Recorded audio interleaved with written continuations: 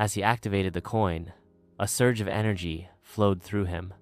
He felt a connection to the very ground beneath his feet, a sense of ownership and control. When he opened his eyes, he saw that nothing outwardly had changed, but he felt the difference. A circle, 45 meters in diameter, now belonged to him. It was his territory, his sanctuary. The shelter coin, it turned out, wasn't just a symbolic item. It was a powerful artifact that allowed him to claim and solidify a piece of this world as his own. He noticed that the coin had seemingly grafted itself to the largest of the rocks that formed one wall of their shelter, a permanent marker of his claim. He explained the situation to Dame and Erish, who both sensed the change in the atmosphere. They could feel the protective aura surrounding the area, a subtle but distinct shift in the energy of the place. It was as if the very air within the 45-meter circle was different, safer. Eldon realized that the shelter coin wasn't just about marking territory. It was about establishing a connection, a bond between him and the land. He could feel the strength of the earth beneath him, the solidity of the rocks, the life force of the plants. It was a powerful feeling, a sense of belonging that he hadn't experienced since his arrival in this world. With the shelter now secured, Eldon felt a small measure of relief.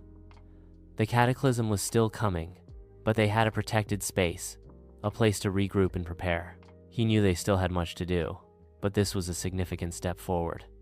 He looked at Dame, Arish, Lucky, and even the goat, all within the protective circle. They were his responsibility, his team, and he would do everything in his power to keep them safe. Eldon realized new areas of conscience. He could hear other landowners trading goods, and he could trade with them. He could trade in and outside his region group or world group. The realization struck Eldon like a bolt of lightning.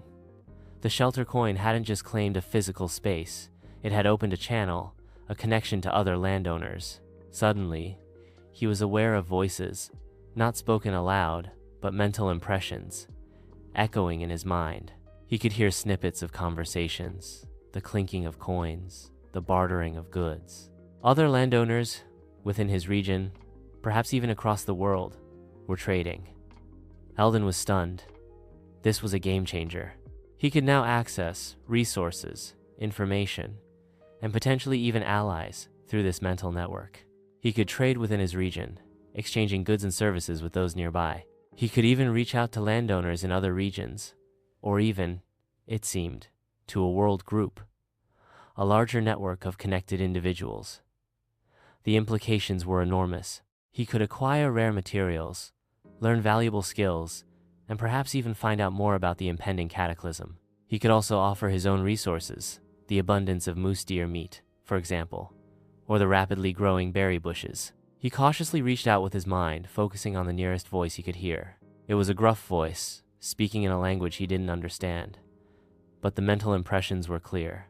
Timber. Need timber. Will trade for...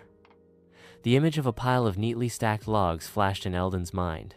Eldon, using his newly enhanced mental abilities from the Eye of Thoth, projected his own thoughts into the network.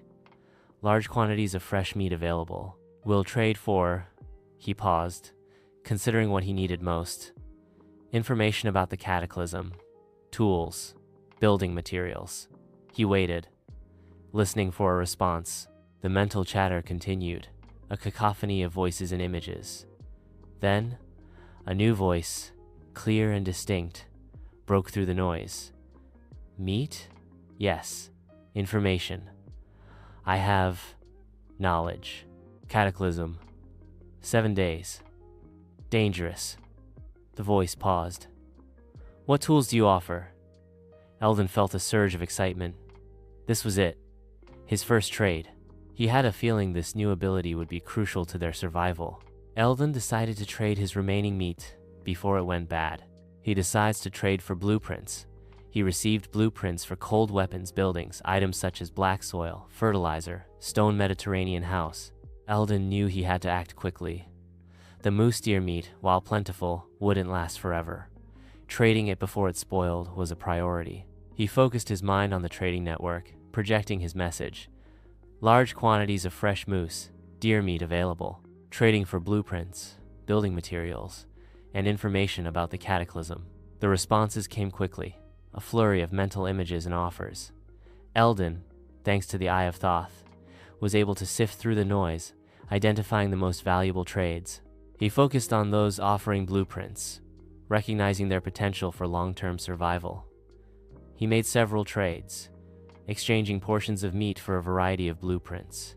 He received blueprints for various cold weapons, improved spears, stronger swords, more efficient bows, which he knew would be invaluable for Dame and Erish. He also acquired blueprints for building materials, including recipes for creating black soil, a rich fertile soil, and higher-grade fertilizer, which would significantly enhance their farming efforts. Finally, and perhaps most importantly, he received a blueprint for a stone Mediterranean-style house. This was a significant upgrade from their current makeshift shelter, offering better protection and more space. As he concluded the trades, Eldon felt a sense of satisfaction. He had successfully converted a perishable resource into valuable assets that would benefit his entire team. The blueprints for the black soil and fertilizer would allow them to expand their food production, ensuring a more stable and reliable supply. The weapon blueprints would improve their combat capabilities, making them better equipped to face the increasingly aggressive wildlife. And the blueprint for the stone house, that was a game changer. It represented security, comfort, and a sense of permanence in this chaotic world. He shared the blueprints with Dame and Erish, who were equally excited about the possibilities they represented. They immediately began discussing how to implement them, planning their next steps. The impending cataclysm was still a looming threat, but with each passing day, they were becoming more prepared, more resilient, and more resourceful. The trading network had proven to be a vital tool, connecting them to a wider community and providing them with the means to survive. Come morning, Eldon realized there was a obsidian vein in his territory. Also, Lucky had increased in size. Eldon would send out Dame, Lucky, and Erish out to hunt, while he would scout the area for chests, using the Eye of Thoth and mine some obsidian. He would find 4 silver chests, taking them back to shelter. He began breaking free large chunks of obsidian. The morning brought a new discovery. As Eldon surveyed his territory, he noticed a dark, glassy vein running through a section of the rock face. He recognized it instantly. Obsidian, a valuable resource, prized for its sharpness and durability. Obsidian could be used to create tools, weapons, and even decorative items. He made a mental note to start mining it as soon as possible. He also noticed that Lucky, their little guard dog, had grown considerably. He was no longer the fluffy puppy that had arrived just a few days ago. He was now a sturdy, if somewhat scruffy, adolescent, his bark deeper, his movements more confident. Eldon smiled. It seemed the challenges of this world were accelerating the growth of all its inhabitants, not just the plants. With the obsidian vein discovered and Lucky's growth noted, Eldon decided on the day's tasks. He sent Dame, Arish, and Lucky out to hunt, their combined skills ensuring a successful expedition. Meanwhile, he would focus on 2 things: scouting the surrounding area for more chests and mining the obsidian. Using the Eye of Thoth, Eldon's perception was enhanced, allowing him to spot subtle details and hidden patterns in the environment. He found 4 silver chests, their contents promising even greater treasures than the bronze ones. He carefully marked their locations on his mental map, planning to retrieve them later.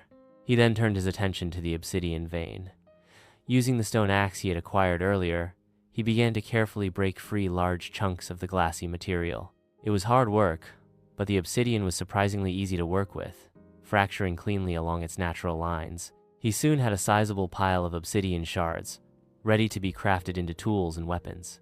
As the sun began to set, Dame, Erish, and Lucky returned, their hunt successful. They had brought back a variety of creatures, their bodies providing both food and valuable resources. Eldon greeted them with a smile, pleased with their progress. He showed them the obsidian, explaining its potential. They were excited about the possibilities, their minds already racing with ideas for new weapons and tools. With the obsidian secured and the chests located, Eldon felt a sense of accomplishment.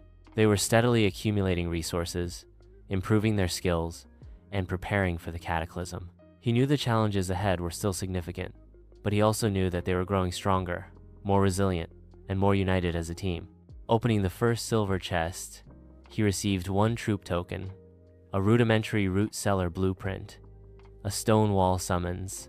When Eldon opened the first silver chest, he received several valuable items, a troop token, a rudimentary root cellar blueprint, and a stone wall summon.